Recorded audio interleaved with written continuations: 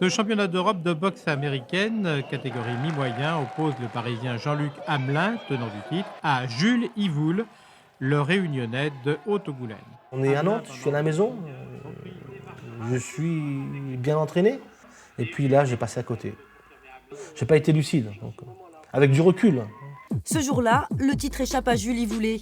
Mais l'athlète est pugnace. Des combats, il en remportera d'autres. Il deviendra même triple champion d'Europe de full contact, mais aussi de kickboxing dans les années 90. Il n'y a pas de miracle. L'entraînement, c'est la condition primordiale de la réussite. Une autre J'étais mince. Ah oui, bien. Des belles images, hein. Beaux souvenirs. C'est bien. On voit le déroulement de sa vie. Vous êtes ému ? Oui, toujours.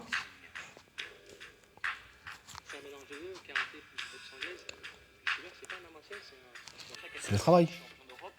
Le sérieux. Rien n'a été facile. Né sur l'île de la Réunion, Jules grandit dans une famille de 13 enfants. À 14 ans, il commence à travailler comme maçon.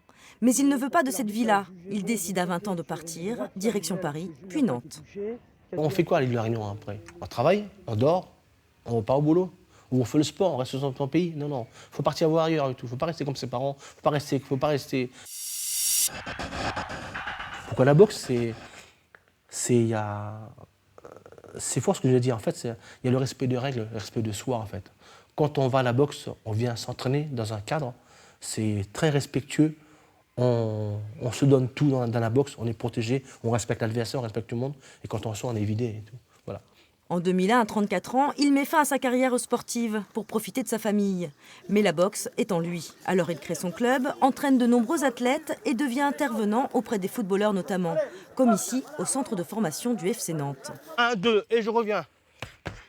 1, 2, et je reviens. Vous avez vu? Je vais pas sur les côtés, sinon je me fatigue. Dans le foot, il y a trop de confort. Il faut de temps en temps sortir du confort un peu. Voir un peu, essayer de se dépasser un peu quand on peut. Et puis, voir d'autres choses. Je vois bien aujourd'hui on s'est rendu compte qu'aujourd'hui, le footeux, il a besoin de cran pour pouvoir y arriver, du cran. Donc, on retrouve, on a la même perspective dans la boxe, le cran de se dépasser, de toucher. Repousser ses limites, une question d'habitude pour Jules, qui rêve d'accompagner un jour l'un de ses élèves aux Jeux Olympiques.